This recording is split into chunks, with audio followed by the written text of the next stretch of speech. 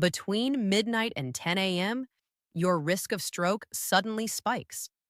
Not because you're older, not because of genetics, but because of one simple nightly habit that 97% of people over 60 do without realizing it's quietly putting their brain in danger every single night. Stop right there. Before you do anything else, I want you to do one thing. Place your hand on the side of your neck, right there, just under your jaw. Feel that? That soft, steady beat under your fingers. That is blood moving toward your brain. Right now, in this moment, your brain is receiving oxygen, nutrients, and everything it needs to keep you alive and thinking through a network of vessels so delicate that even small changes in circulation can have consequences you will not feel until it is far too late. Now, here's something most people never think about. Your stroke risk is not highest during the most stressful moment of your day. It is not when you are stuck in traffic or arguing or pushing through a tough afternoon. Your stroke risk is highest while you are completely unconscious, while you are asleep. Between the quiet hours of midnight and 6 in the morning, your brain is more vulnerable to circulation problems than at any other point in the entire day. And here is what makes this so important and so deeply overlooked. Most of the things that make those hours dangerous are not random. They are not purely genetic, and they are not inevitable.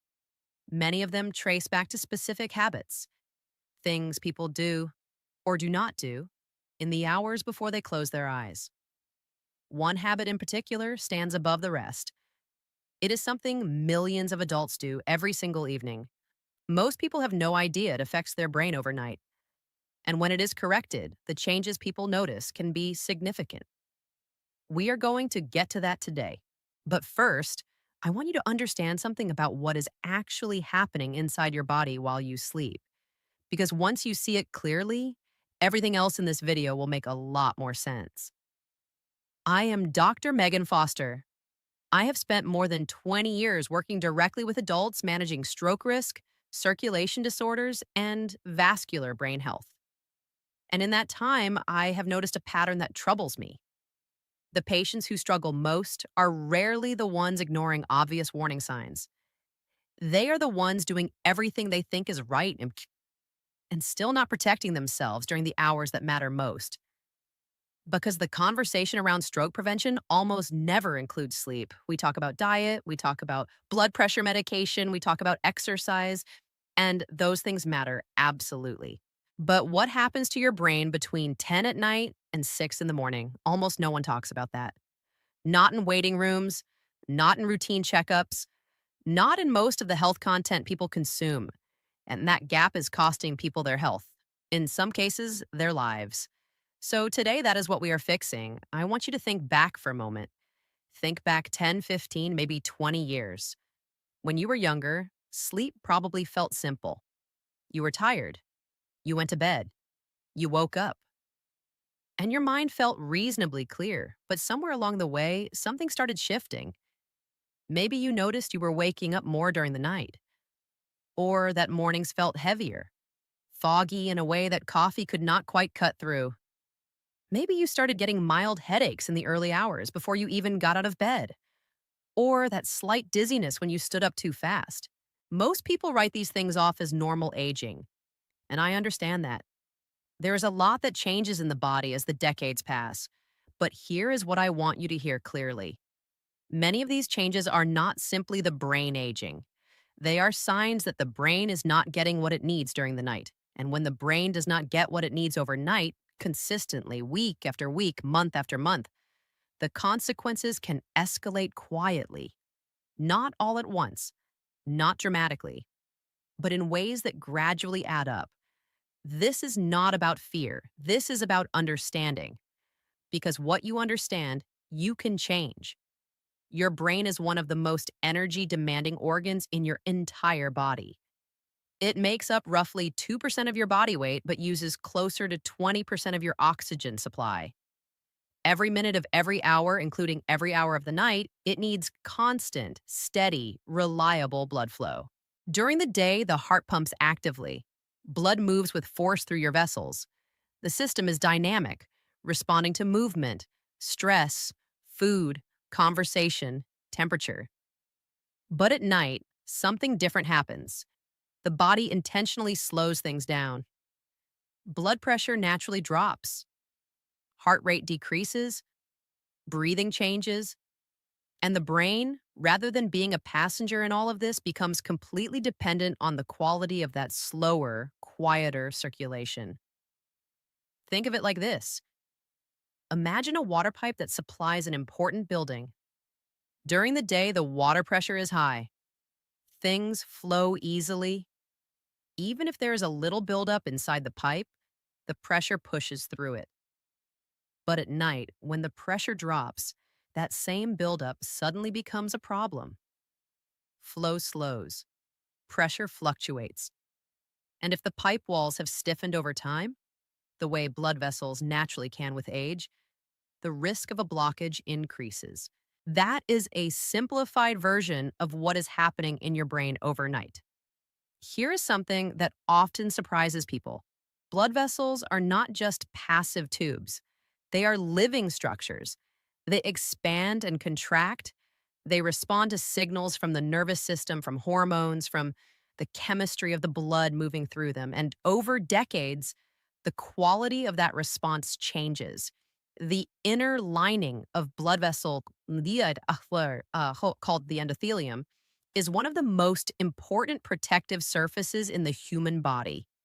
It helps regulate clotting, inflammation, and the flexibility of the vessel wall. When the endothelium is healthy, vessels respond smoothly. When it is chronically stressed by inflammation, poor sleep, high blood sugar, dehydration, it becomes less responsive, less protective. And many of the habits we are going to talk about today directly affect the health of that inner lining. Night after night, research has confirmed what clinicians have long observed. Strokes do not occur randomly across the 24-hour clock. They cluster.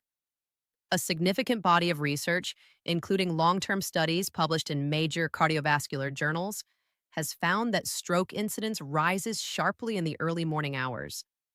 The transition between deep sleep and waking, roughly between 5 and 8 in the morning, is one of the highest risk windows in the entire day.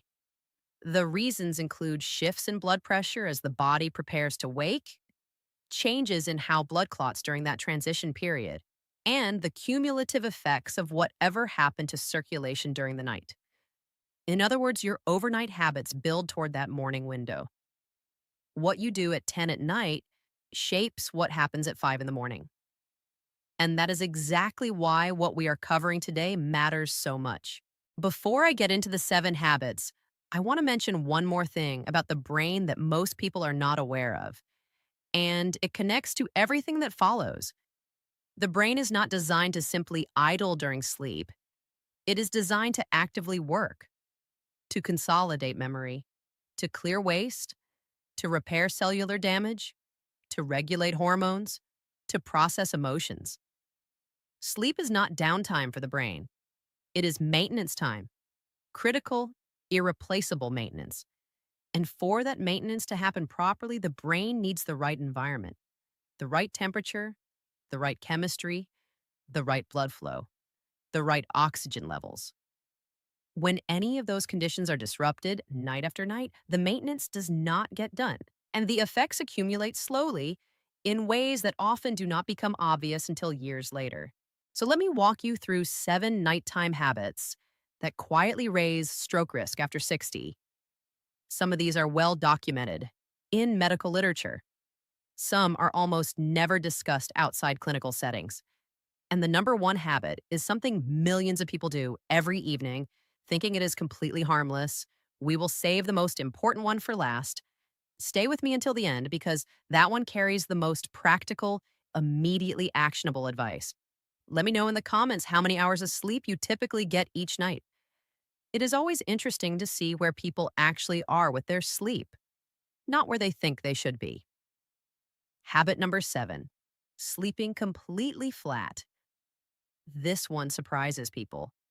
The image of lying flat in bed feels natural. It feels like the default position. And for many parts of the body, it is fine.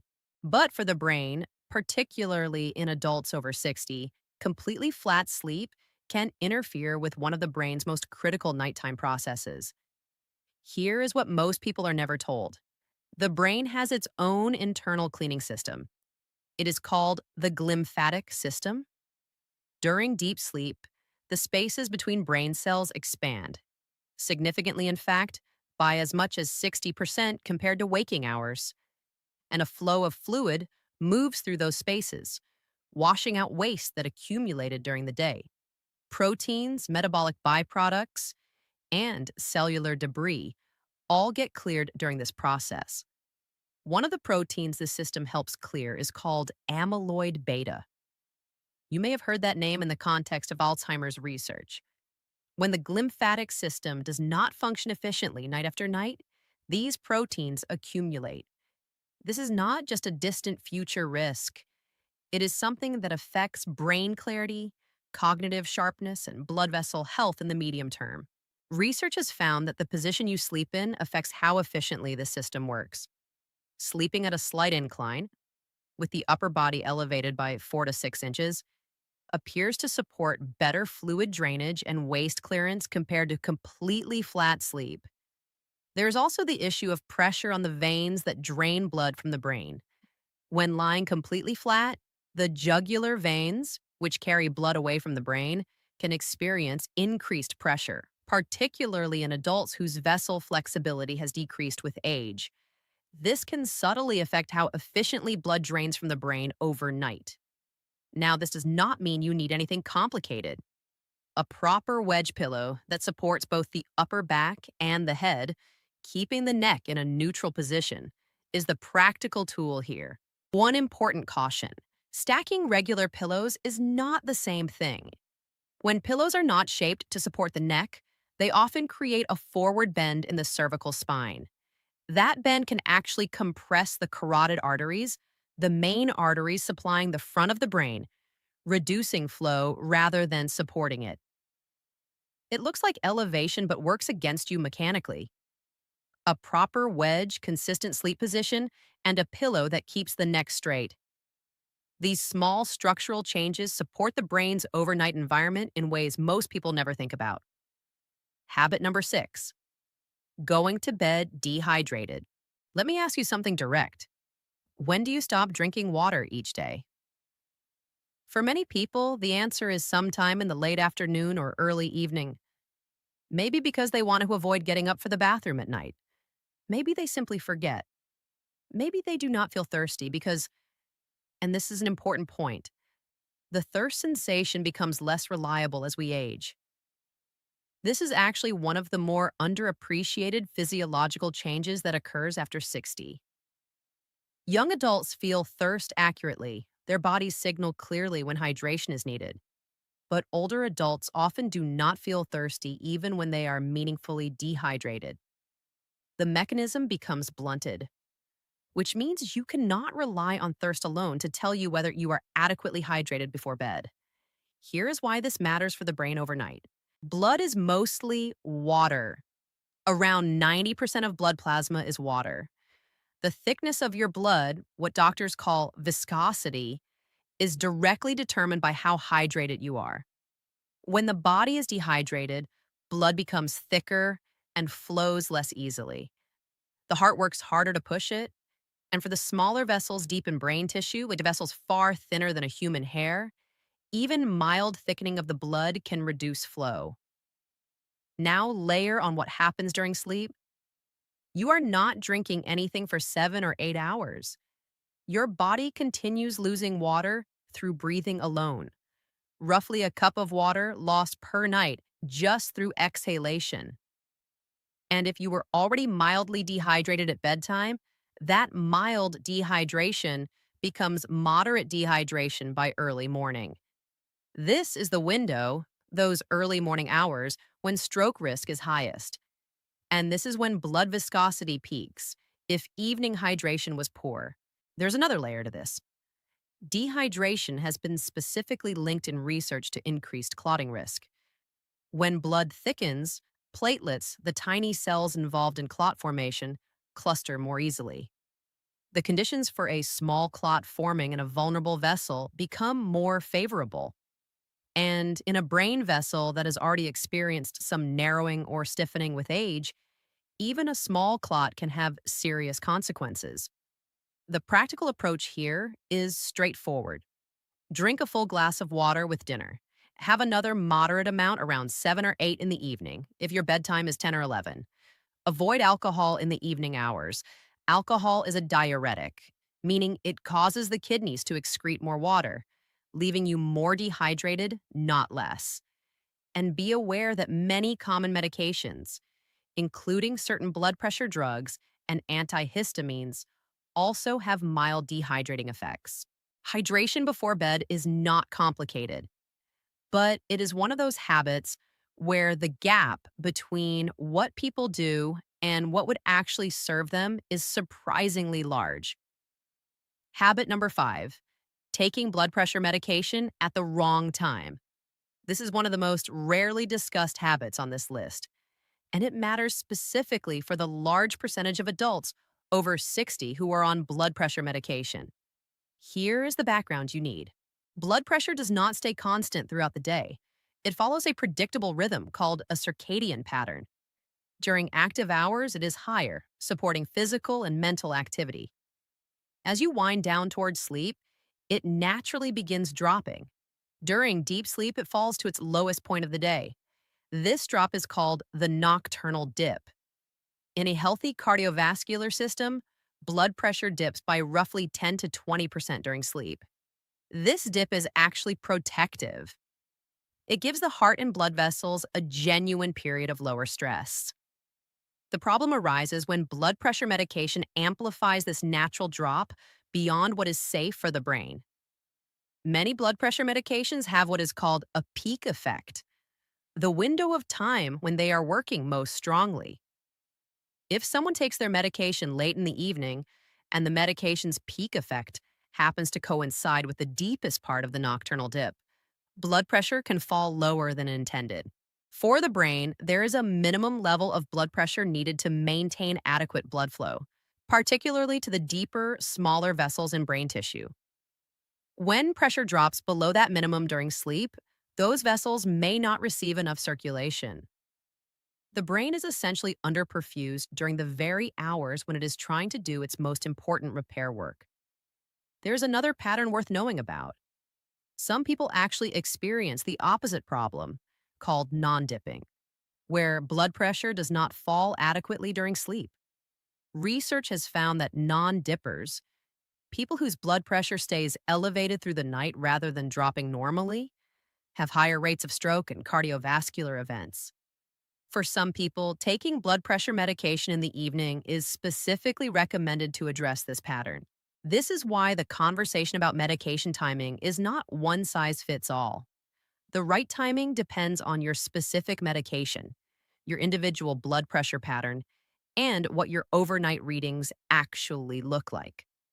If you take blood pressure medication and you regularly wake up feeling dizzy, lightheaded, or unsteady, or if you feel unusually fatigued in the mornings, it is absolutely worth raising the question of timing with your doctor. Ambulatory blood pressure monitors, which track pressure across a full 24 hours, including overnight, can provide the specific information needed to make the right decision for your situation. Habit number 4, sleeping in a room that is too warm. This one connects to something fundamental about how the brain enters and maintains deep sleep, something that most people have never been taught. Your core body temperature is not stable throughout the night. As sleep begins, your body deliberately sheds heat. Core temperature drops by 1 to 2 degrees Fahrenheit during the transition into sleep. This cooling is not a side effect of sleep. It is actually a trigger and a requirement for reaching the deeper, more restorative stages. The brain uses these deeper stages, particularly what is called slow wave sleep, to do its most important work. During slow wave sleep, growth hormone is released, which supports tissue repair throughout the body. The immune system is most active, inflammation is regulated, memory consolidation is at its peak. And the glymphatic cleaning system we discussed earlier works most intensively during this stage. When the room is too warm, the body cannot achieve its necessary temperature drop. Core temperature stays elevated. Sleep remains in the shallower stages, what is sometimes called light sleep or fragmented sleep, with far less time spent in the deep restorative stages. The consequences of this extend well beyond feeling tired the next day. When deep sleep is consistently reduced, levels of cortisol, the body's primary stress hormone, remain elevated through the night rather than declining as they should. Elevated cortisol has direct effects on blood vessel health. It promotes inflammation in the vessel walls. It keeps blood pressure elevated, and it interferes with the overnight vascular repair that healthy sleep normally supports. There is also an effect on insulin sensitivity. Poor quality sleep, even just a few nights, measurably reduces how efficiently the body manages blood sugar. And chronically elevated blood sugar is one of the key drivers of damage to the small vessels in the brain over time. Research on sleep temperature converges on a relatively clear range. Most adults sleep best, achieving more deep sleep, less waking, and better overnight recovery in environments between 60 and 67 degrees Fahrenheit or about 15 to 19 degrees Celsius. This range supports the body's natural core temperature drop without creating discomfort from being too cold. If you have been sleeping in a warmer environment, this is one of the lower effort, higher impact changes you can make. A cooler thermostat setting, lighter bedding, or simply a fan for air circulation can all make a genuine difference in the quality of sleep your brain receives. Now we are moving into the top three. These are the habits with the most direct, well documented connections to stroke risk in the research. I want to spend proper time with each of them because understanding them deeply is what will actually make a difference in behavior. Habit number 3, undiagnosed sleep apnea. If there is one item on this entire list that I would most want every adult over 60 to take seriously, it is this one. Sleep apnea is a condition in which breathing repeatedly stops during sleep. The airway becomes partially or fully blocked, most commonly because the muscles of the throat relax too much and the soft tissue collapses inward. And for a period of seconds, sometimes longer, breathing halts.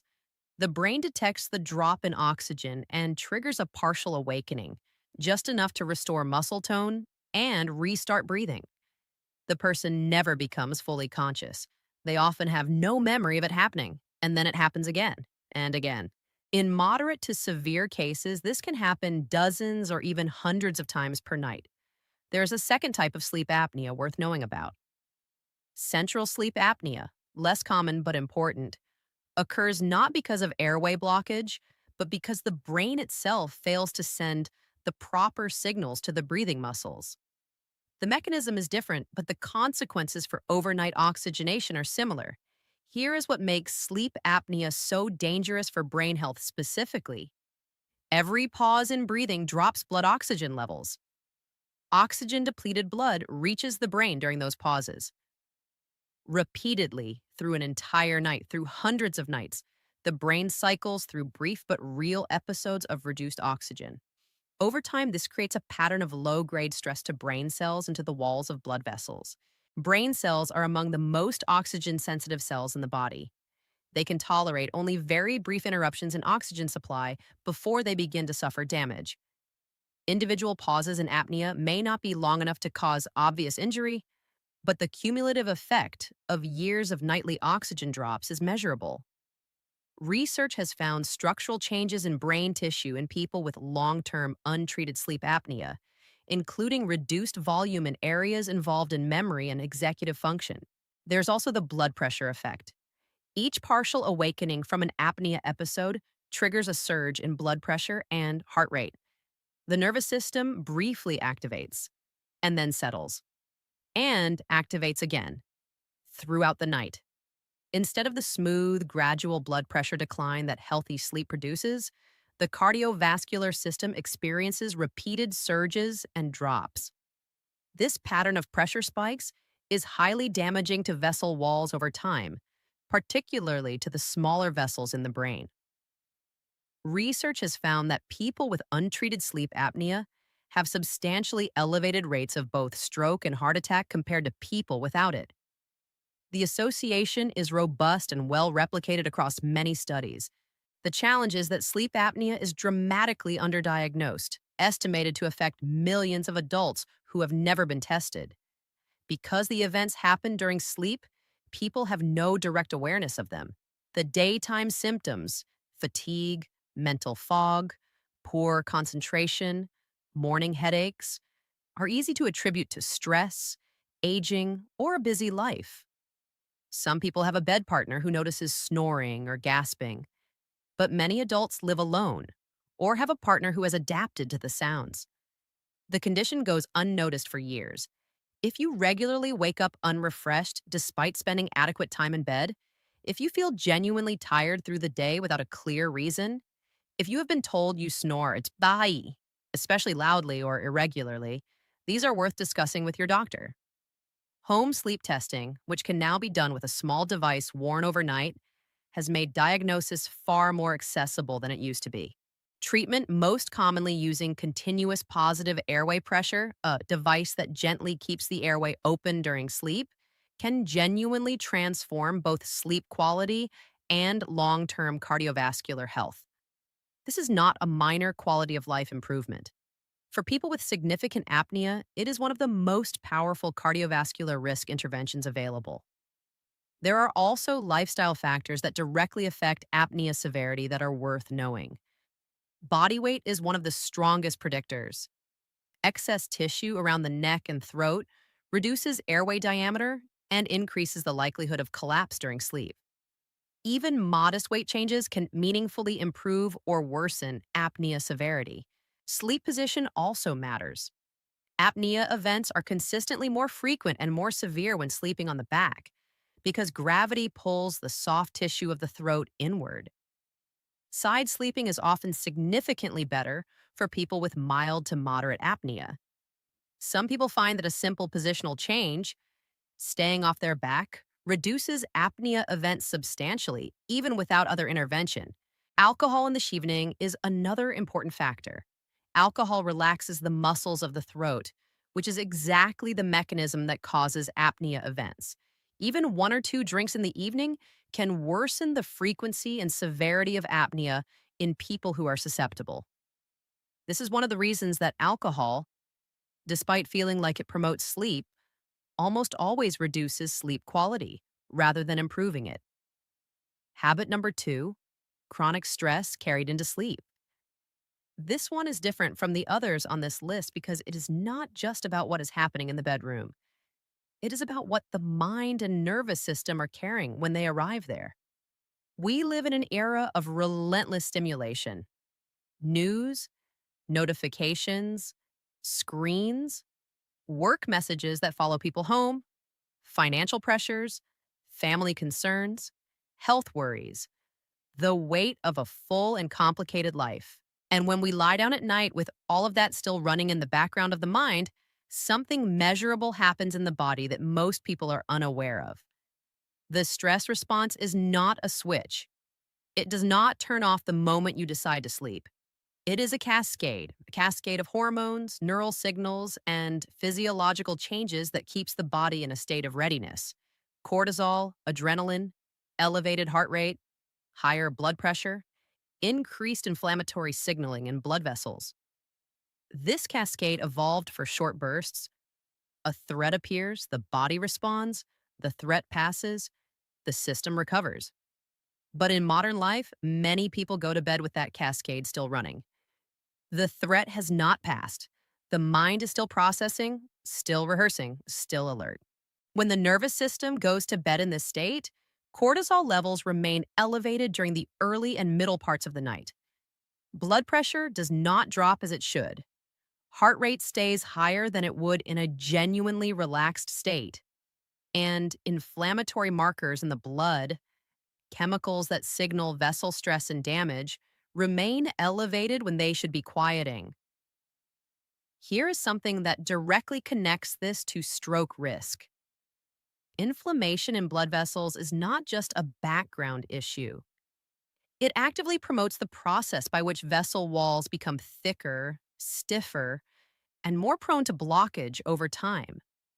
The inside surface of vessels that are chronically inflamed develops a rougher texture that platelets and clotting proteins adhere to more easily.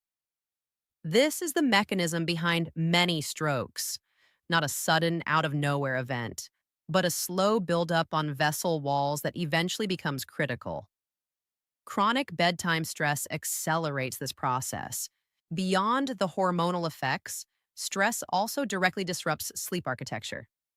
It reduces time in slow wave sleep. It makes sleep lighter and more fragmented. And as we have already covered in depth, fragmented sleep has its own cascade of effects on brain health. There is also the behavioral dimension. People who are chronically stressed at bedtime are more likely to eat late, drink alcohol as a wind down, use screens right up until sleep, skip physical activity, and maintain irregular schedules, all of which amplify risk in their own right. The research on pre sleep routines is fairly clear. A deliberate transition period of even 30 to 45 minutes before sleep has measurable effects on cortisol levels, cardiovascular markers, and the quality of sleep that follows. What that transition looks like will differ for different people. Quiet reading, gentle stretching or yoga, a warm shower, which actually works by raising the skin temperature slightly, triggering a compensatory drop in core temperature that supports sleep onset. Writing out concerns on paper, a technique called expressive writing, which has been shown in controlled studies to reduce nighttime cognitive arousal. What these approaches share is that they actively engage the parasympathetic nervous system, the branch of the nervous system responsible for rest, digestion, and recovery. When the parasympathetic system is engaged before sleep, the body enters the night in a different physiological state. Lower blood pressure, slower heart rate, quieter inflammatory signaling. For the brain's overnight circulation, that starting point matters more than most people realize. And now, the number one habit on this list. This is the one I want you to truly understand, not just intellectually, but in a way that stays with you. Because when I describe it, most people immediately recognize themselves. And because the fix, while genuinely simple, requires consistency to create the change. Habit number one, eating large meals too close to bedtime. This is something millions of adults do every evening. A late dinner, a substantial snack before bed, a full meal eaten 1 or 2 hours before sleep. And almost no one has been told what that does to the body overnight. When you eat a large meal, the digestive system activates in a significant and comprehensive way. Blood flow redirects, shifting heavily toward the stomach, intestines, and liver. The blood that the digestive organs need to process food is substantial. Studies estimate that after a large meal, up to 30% of total cardiac output can be directed toward the gut. The cardiovascular system responds to meet this demand. Heart rate increases. Blood sugar rises as nutrients enter the bloodstream. The pancreas releases insulin to manage that rise. The liver begins processing fatty acids and amino acids. Inflammatory signals increase, particularly after meals high in fat or refined carbohydrates. The entire system is in a state of active, demanding work. During waking hours, this is completely normal. The body is built for it. The problem occurs when this entire physiological cascade is happening as the body is simultaneously trying to shift into sleep mode. Sleep requires almost the opposite conditions. It requires blood pressure to begin declining. It requires the nervous system to shift toward rest. It requires blood flow to stabilize and be available for brain repair and overnight maintenance. It requires blood sugar to be steady and falling, not rising. When active digestion is happening, particularly after a large meal, these two processes are in direct conflict. Blood pressure that should be declining is being maintained by the cardiovascular demands of digestion.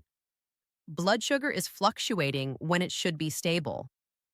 Inflammatory signaling is elevated when it should be quieting. The heat generated by digesting a large meal also raises core body temperature. Working directly against the temperature drop, the brain needs to enter deep sleep. And the circulation that the brain needs for its overnight maintenance, for glymphatic cleaning, for cellular repair, for vascular recovery, is partially competing with the demands of digestion. The result is sleep that is shallower, more fragmented, and occurring in a physiological environment that is fundamentally less supportive of brain health. There is a specific mechanism worth understanding. After a large meal, particularly one high in fat or sugar, blood has a measurably increased tendency to clot. Platelets become more active. Clotting factors are elevated. Inflammatory proteins that make clot formation more likely increase in the bloodstream. In a young, healthy cardiovascular system, this temporary pro-clotting state after meals is managed easily. But in adults over 60, particularly those with any degree of vessel narrowing, stiffening, or prior damage, this post-meal pro-clotting window represents a real period of elevated risk.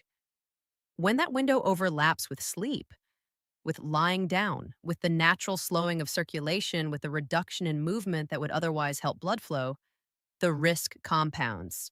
Research has specifically examined meal timing and cardiovascular outcomes. Studies have found that eating within 2 hours of sleep is associated with increased overnight blood pressure, worse sleep quality, and elevated morning cardiovascular markers. Some longer-term research suggests that chronic late eating is independently associated with increased cardiovascular and cerebrovascular risk, meaning it contributes to risk beyond just the calories or composition of the food itself. The practical recommendation from this research is clear. Aim to finish your last substantial meal at least 3 hours before sleep. If your bedtime is 10, try to finish eating by 7. If your bedtime is 11, aim for 8. If you genuinely need something in the hour or two before bed, small and easily digestible is the principle. A small amount of complex carbohydrate, a handful of nuts, a piece of fruit. Nothing that requires the digestive system to fully mobilize. For many people, this one adjustment, just changing the timing of the evening meal, produces noticeable effects relatively quickly. Better sleep depth, less waking during the night, clearer mornings, less morning brain fog, lower fasting blood sugar readings for those who track it. Because the brain, when it is given the overnight conditions it actually needs, stable circulation, adequate oxygen, proper temperature, a calm nervous system, time without the competing demands of digestion, performs the repair and restoration it is designed to perform. And over time, those nightly conditions either protect the brain or quietly work against it. Here's what I want to leave you with. None of what we covered today is about dramatic, complicated, expensive change. There is no surgery, no difficult protocol, no intervention that requires a specialist or a prescription. What we're talking about is the environment you create for your brain every single night. A slight elevation of the upper body for better overnight fluid clearance. Evening hydration maintained earlier in the night before it drops off. A conversation with your doctor about whether the timing of your blood pressure medication could be optimized. A cooler bedroom to support the deep sleep your brain depends on. Awareness of sleep apnea, a highly treatable condition that millions of people have without knowing it. A deliberate wind-down period that gives the nervous system a genuine chance to shift out of stress mode before sleep. And a meal finished 3 or more hours before you lie down. These are practical, accessible, real changes. And here's what I want you to take forward from today. Pick 2 habits from this list. Just 2 to start with. Implement them consistently over the next 30 days. Then pay attention to what shifts. Notice your mornings. Notice whether you feel clearer, less foggy, more rested when you wake up. Notice whether you're waking in the night less often. Notice your energy through the day. These are direct signals from the brain about the quality of circulation and restoration it received during the night. And here is something I have observed consistently in people who make these kinds of changes. The improvements are rarely just about sleep. When the brain receives better quality overnight circulation and recovery, people often notice improvements in areas they were not even tracking. Sharper thinking, better recall, steadier mood, less afternoon energy crashes. These things are connected. The brain that is recovering well at night functions better in every hour of the day. There is also the long term dimension worth naming directly. The changes that happen in blood vessels over years are not random. They follow patterns, they respond to inputs. The vessel damage that leads to stroke is not typically a sudden event. It is a long accumulation of small, repeated stresses that the vessel wall eventually cannot compensate for. Every night you support healthy circulation, you are reducing the rate of that accumulation, not dramatically on any single night. But compounded over months and years, the difference between a brain that consistently gets what it needs and one that consistently does not is enormous. This is why building these habits matters. Not as a short term fix, but as a long term investment in the organ that makes everything else in your life possible. Not because any single night makes the difference, but because the brain experiences whatever environment it is given every single night for years. And what that environment is over time shapes brain health more profoundly than most people ever realize. Aging does not make the brain fragile. Aging means the brain, like any sophisticated system, performs best when the conditions around it are consistently right. When circulation is supported, when oxygen is steady, when inflammation is managed, when sleep is genuinely deep and restorative. Given those conditions, the brain is capable of remarkable function well into later decades of life. The habits we covered today are not small details at the margins. They are the foundation. If you want to go deeper into practical, evidence based habits for brain circulation, sleep quality, and long term vascular health, I have created a longevity guide that many viewers have found genuinely helpful as a starting point. It covers specific daily routines, nutritional approaches, and morning habits that support brain health in ways most people are never told about. You can find it linked in the description below. And in the next video, we are going to talk about something that happens right after sleep ends, a morning habit that many people do automatically without thinking that may actually spike stroke risk in the very first minutes after waking. That window, right after you open your eyes before you're fully oriented to the day, turns out to be more important than almost anyone realizes. And understanding what to do and what not to do in those first few minutes can make a real difference. If that sounds like something you want to understand, make sure you are subscribed so you do not miss it. Take care of your brain tonight. It will take care of you.